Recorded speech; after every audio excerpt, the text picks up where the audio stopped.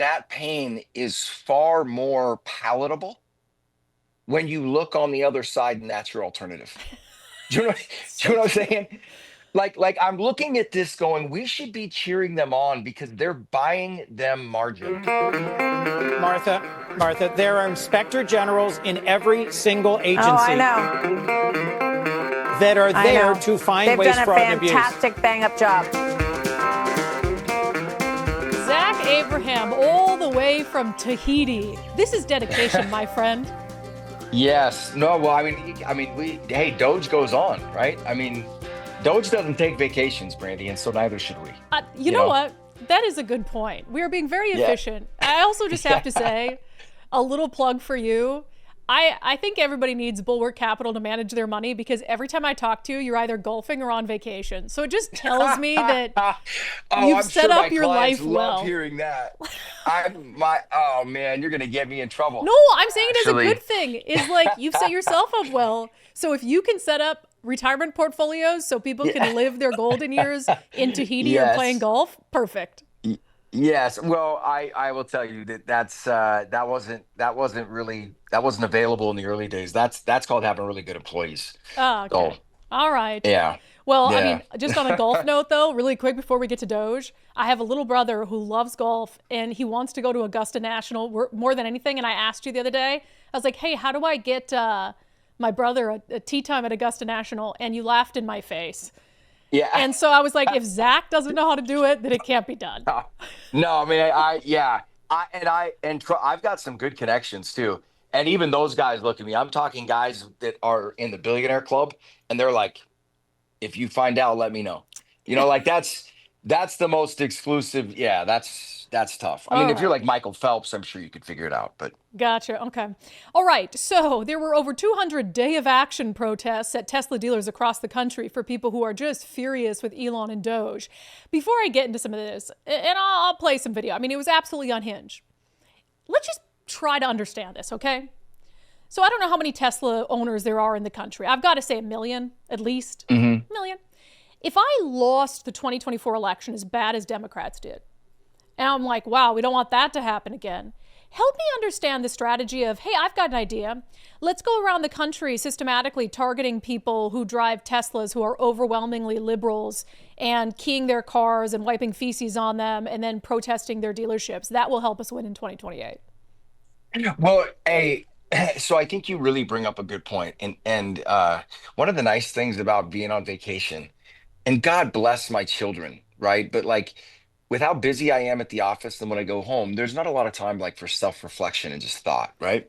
And so you get that on vacation. And my wife and I have been talking about this since we've been on vacation. And one of the things that I thought was, I think we should be thanking our lucky stars that they're this unhinged, right? Because you and I have talked about if Trump really wants, if he really is determined to do the things that he says he wants to do, rein in government spending, rein in waste and fraud, bring back the deficit into some semblance of normalcy, let's say 3% or lower, right? Like, you're not going to get there without some level of discomfort and pain, right? And I think that that pain is far more palatable when you look on the other side and that's your alternative. Do you know, do So you know what true. I'm saying? Like I'm looking at this going, we should be cheering them on because they're buying them margin.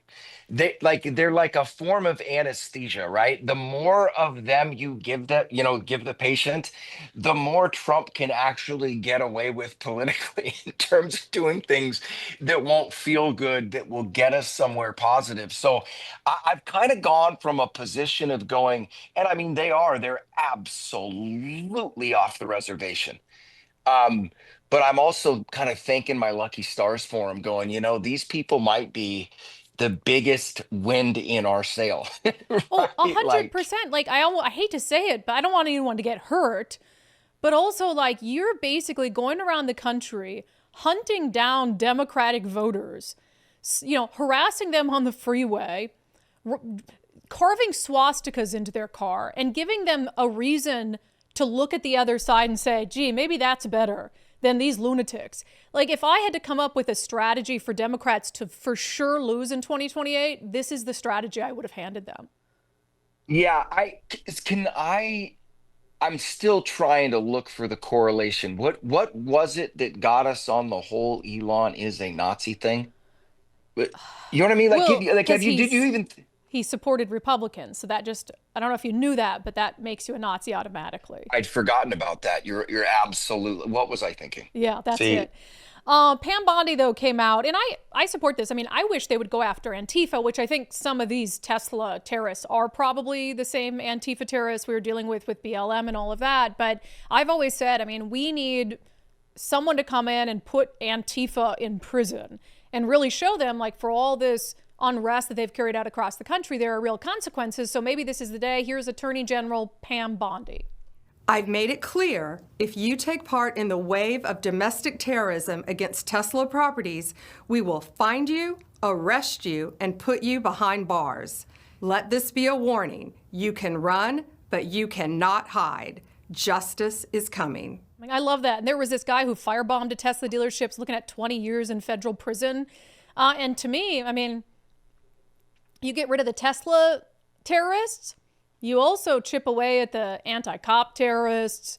You chip away at the terrorists who are out destroying Amazon buildings and Starbucks buildings because big business bad. I mean, you get rid of a lot of civil unrest. it is,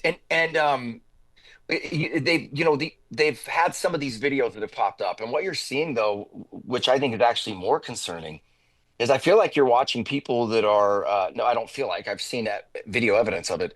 You're seeing people participating in this that otherwise that weren't Antifa, that weren't part of the BLM type stuff, right? People that are much more mainstream, Like old and elderly people. yeah, and you want to shake them and go, okay, see, you're not thinking right now about who owns this car, are you?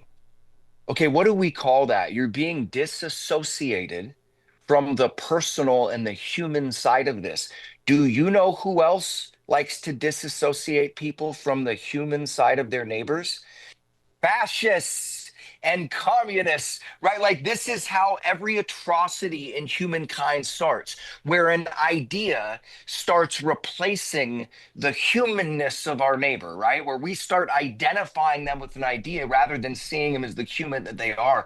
And that's what's so scary about morally indignant people, Brandy, is that rather than doing what you and I do, which is waking up every single morning and looking in the mirror and recognizing the faults and the frailties, right? They wake up every single morning and see perfection, right? And they just need, and the whole, all the world needs is for them to export more of that personal perfection. And people like that scare the living heck out of me. Well, there was this, this clip is crazy. I mean, there was this guy who, you know, and you make a good point, and I'm glad you kind of said that, because I actually do think I'm understating it or underplaying it when I just chalk it up to Antifa crazies, because it has been.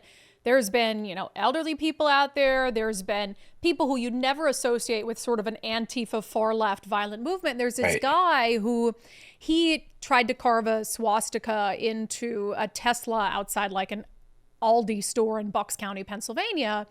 And he ends up getting, like, the internet catches him. The internet finds out who he is, which is inevitable. And he's confronted about it.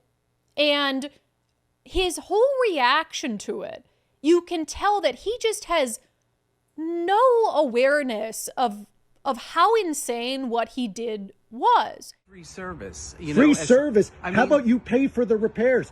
Write a check. You just bought a Tesla. I can wipe it off with No, a towel. no, It's not no. heat. It is a It was hate crime, it was sir. a crayon. It is a hate crime. Listen, Did you write a swastika on there? I'm sorry you're upset. Did you write a swastika? It didn't even work. And he looks, for all intents and purposes, like a normal guy. I mean, Yeah. I saw this guy who looked like he could be some guy walking down the business core in a major city in a nice suit, who was participating in this protest where they were smashing little toy Teslas. And here's this guy who he's just got a hammer and he's just smashing this toy Tesla to pieces. And I'm like, holy smokes, like, this is a mental health crisis. This is absolutely insane. And you're right. I mean, people who can be convinced to be that unhinged, I Yeah. don't know what they wouldn't be capable of. Well, and Brandy, I think the Tesla thing is like the perfect example of this because, like, not talk about pointing your guns in the wrong direction, Yep. right? Like, meaning 80% of Tesla owners are liberals, right? Like, and that to me is proof of the disassociation of human being, right? The humanness of it. Where I'm like, not only are you disassociating it from it being owned by a human being, it also happens to be somebody that agrees with you politically. Yeah. Well, It's just wild. talking about this disassociation, I think it leads us into this next part perfectly. There was this, because, these people want to look at Doge as like this big, kind of nameless, faceless entity that's ruining their lives, whatever. So Fox News, this was genius. Bret Baier did this sit down with a handful of, it was Elon Musk, but then a handful of other Doge staffers. And they just look like the most normal people, very professional. And the interview was fascinating because, they're talking very measured, very matter of fact. If this kind of stuff was happening in the private sector, people would be in prison. I mean, people would have lost their jobs. And so seeing that very personal sort of element of the people who are behind Doge, it really, I didn't have any reservations about Doge anyway, but if I did, watching that, it would have changed it. And I'll just play one clip from it. Elon is talking to Bret Baier with these other staffers about, the most surprising thing that they found as part of looking through the nation's books. What's the most astonishing thing you've found out in this process? The sheer amount of waste and fraud in the government. It is astonishing. It's mind-blowing. We routinely encounter wastes of $1 billion or more, casually. For example, like the simple survey that was literally 10-question survey that you could do with SurveyMonkey, cost you about $10,000. The government was being charged almost $1 billion for that. For just the survey? $1 billion for a simple online survey. Do you like the national park? And then there appeared to be no feedback loop for what would be done with that survey. So the survey would just go into nothing. That's a perfect example. Literally a survey to Americans. Hey, question about the national parks. The government, because the government has no limits, they get charged almost $1 billion for it. And as he points out, a private company would have used SurveyMonkey and they would have done it for maybe 10 grand. Here's another thing, and this is not an allegation that I'm making at all, but I guarantee you scenarios like this exist, whether it be just for pure personal greed or whether it be for, the obfuscation of reality and just as a smokescreen. But setups like those are, 'cause my first thought is who owns that media company that conducted that survey, right? Like who owns that? Who are the beneficial owners? And if they're an S corp, especially if they're internationally registered, I'd like to figure out who the owners of that are. And the reason I bring that up is that could just be obvious out and out corruption, just digging into who the beneficial owners of that are. But it's also how things illegally get funded in governments, right? Where like coups of other countries and things like that, because you don't have oversight. And, line items get missed all the time. And it sounds crazy to think of a 500 million or $1 billion line item getting missed. But, in a $6.4 trillion budget, it can happen. Yeah. And then you're not asking questions about, do we need to pay this much for this? It's just like, well, it's just the taxpayer money. Nobody's checking anyway. Well, they're checking now. So it's just wild. All right, let's get to our Doge Miss of the Week. Okay, I have a feeling we're going to disagree on this one. So Elon is, and he did this during the 2024 election. He had these events across the country, and the goal was new voter registration, and they'd sell out, some sort of big stadium, and then he'd give away $1 million checks. So if you were one of the people who were showing up and, registering to vote or whatever, you could have a chance to win $1 million. So I don't necessarily mind that. So we just did one in Wisconsin, and people waited in the cold to see him. Here's what I think is amiss. The premise of the event in Wisconsin was about this big Supreme Court election that was really important there. So it was a political sort of reason for the visit. But then it turned into kind of a half Doge event. So I kind of, at a time when there's people who are skeptical of what Doge is doing, I just don't like mixing. Because you remember you were saying last week about he needs like a fireside chat with the country, or people need to be explained. I just think that he needs to do everything he can to separate like a political event from an event explaining what Doge is doing. I don't fully disagree with you. I mean, the one thing I would have some pause on or regarding to would be um, it's hard for me to know whether I look at it in terms of the efficacy of Doge, right? Like, so will doing this help the mission or will doing this hinder the mission? Right.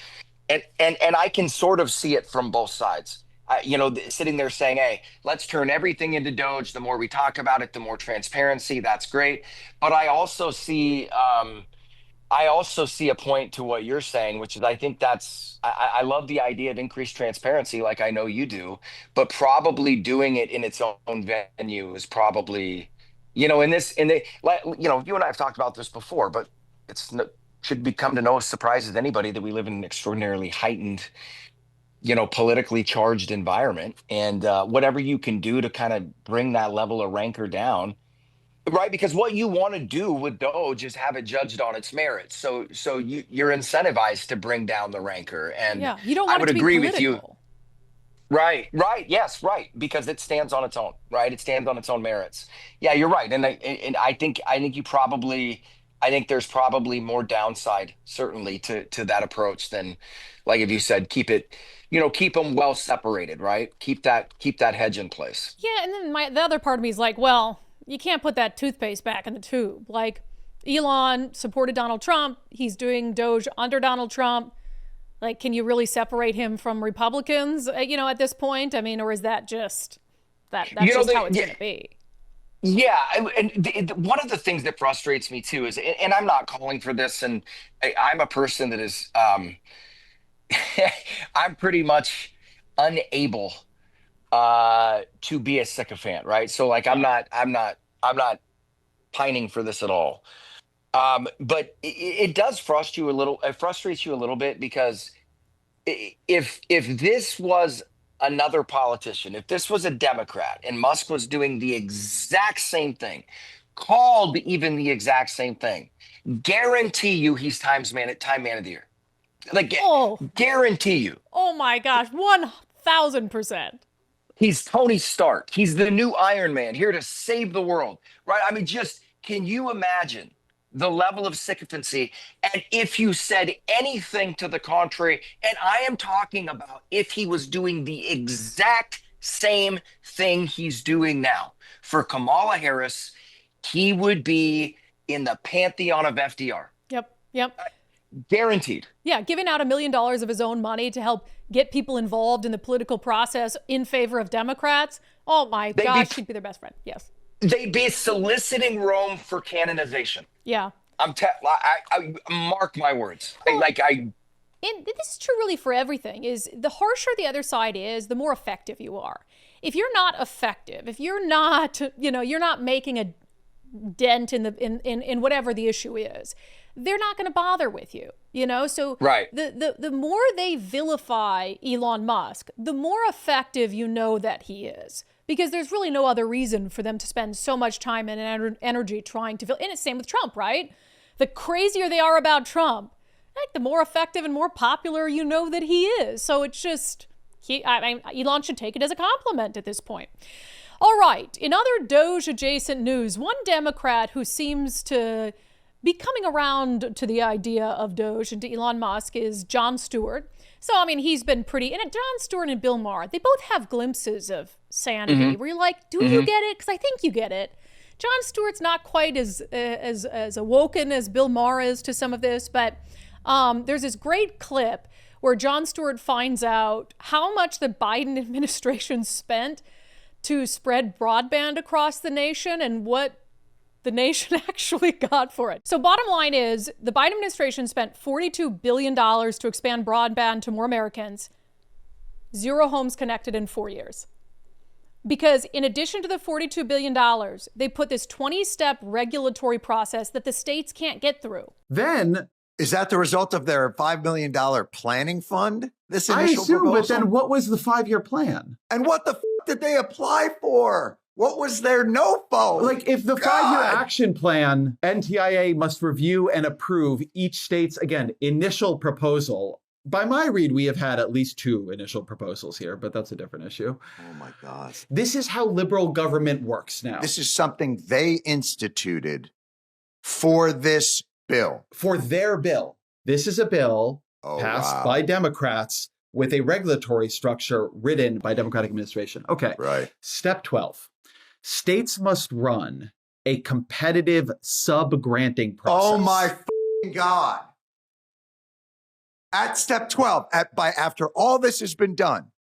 Yeah, none of that could have happened along the way here. We have now lost 17 more applicants. So now 30 of 56 have completed step 12. The NTIA must review and approve the state's final proposal. And it says to stop their progress now, or worse, to make them go backwards, would be a stick in the spokes of the most promising broadband deployment plans we have ever seen. End scene. I'm speechless, Ezra, honestly. $42 billion, 0 homes, not 1 home in 4 years connected. And this is the part that's so hard to me, because do the Democrats own that? Yes. Okay. And should they wear it? Yes. But that's where I'd look at people and I'd go, listen, if you're going to say that both parties do this kind of stuff or exhibit this level of incompetence, I'm going to agree with you, right? Which is why standing in the way of anybody in any way, if they are not violating the Constitution and it isn't costing the U.S. taxpayers a meaningful amount of money, anybody with any level of competency that wants to go audit the federal government spending, more power to them. It's why right? Like, it just doesn't make any sense that you would stand in the way of any of this, right? Like, it just, where you're like, we're all getting completely built. And you don't understand, we're not calling your side evil. John Stewart's like, oh, I never would have thought it was this bad. And I'm like, that's what we've been trying to tell you, and you don't understand it because you're a comedian. You've never had to negotiate the insides of these corridors, right? To you, it's all punchlines and jokes on social media, right? For the rest of us that have to actually deal with these bureaucracies and wade through the nonsense and have a sort of a regulatory Damocles hanging over us at all times. Yeah, we could have told you it was this ridiculous, but you don't listen. And why do you think we're all ticked? Well, and I think what's frustrating about Jon Stewart is, you've referenced this on the show before, there was that clip where he's sitting down with, I think it was the Department of Defense and they did an audit and they were missing like billions of dollars that were unaccounted for. And he's like, well, you wouldn't call that like fraud or whatever. And she's like, oh no, we just don't know where it is. And he's like, but you don't know where it is. And so isn't that, and so he has these glimpses of like, he's smart enough to understand that there's a serious problem here. Yet I guess his TDS is still so strong that maybe he has a problem just with the fact that it's Donald Trump that's going about it in his own way.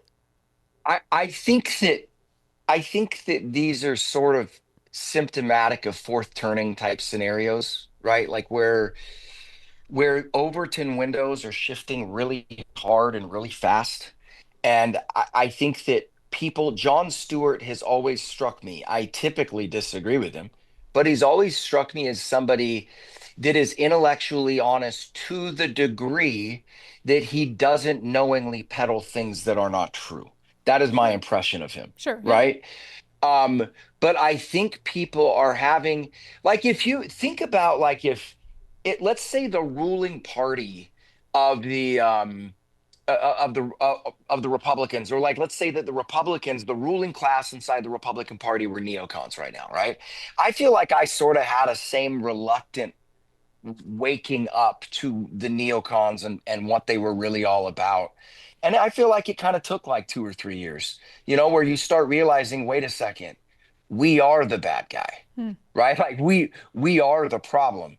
And I think that people we as human beings get used to looking the, good guys, bad guys, blue team, red team, and see things through that tribal image, that's just a part of human behavior. And then there's things that happen underneath the surface which cause that lens no longer works. Yeah. right? And you're just sitting there going, I don't know why, but it's not working. And I think that's kind of where guys like Stewart and Marr are. Well, and you never want to admit you were wrong, or especially in a position like that, I can say the same is true for me. I spent a lot of time on TV really being tough on Donald Trump, and some of it was fair. I think some of it went too far. And so it's hard to admit when you spend your career trafficking in information that maybe there were periods of time where you didn't use that power for good or for, something that was just and right. And that's a really hard thing to admit because I've been there. And Jon Stewart has built his career on being this specific kind of person. And so waking up and having to admit that, like, hey, I was wrong too, maybe that's just challenging, because it is. Well, especially when you're a communicator. Yes. Right? Like you and I both know this. What will happen? People look at me and they're like, don't get me wrong, it's hard to build a listening audience and all that kind of stuff. But you and I have both seen these scenarios where you find out you were wrong about something, right? And you sit there and go, oh, I've got to rectify this. I've got to change this. And then you'll find out that there's a lot of people that don't like the fact that you're saying you were wrong about it. And then you realize, oh, wow, I can keep throwing red meat to that. And I can almost predict how much my followers or my downloads are going to go down. But I've got to just throw my intellectual honesty on the bonfire of vanities. Yep. Right? Like just, and you and I and other people I know make that choice to go, no, that's not worth it, right? Our integrity is worth more.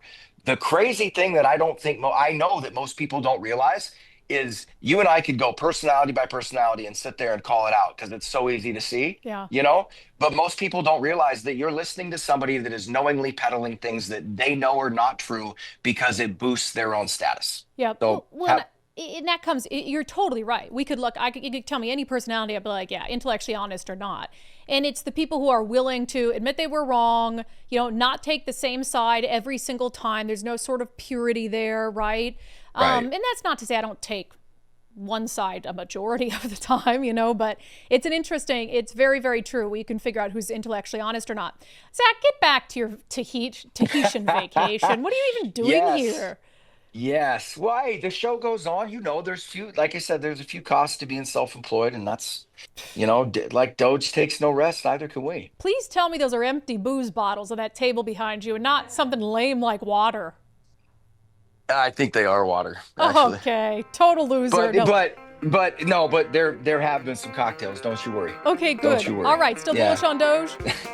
Absolutely. Keep it going. All right. We'll see you next week.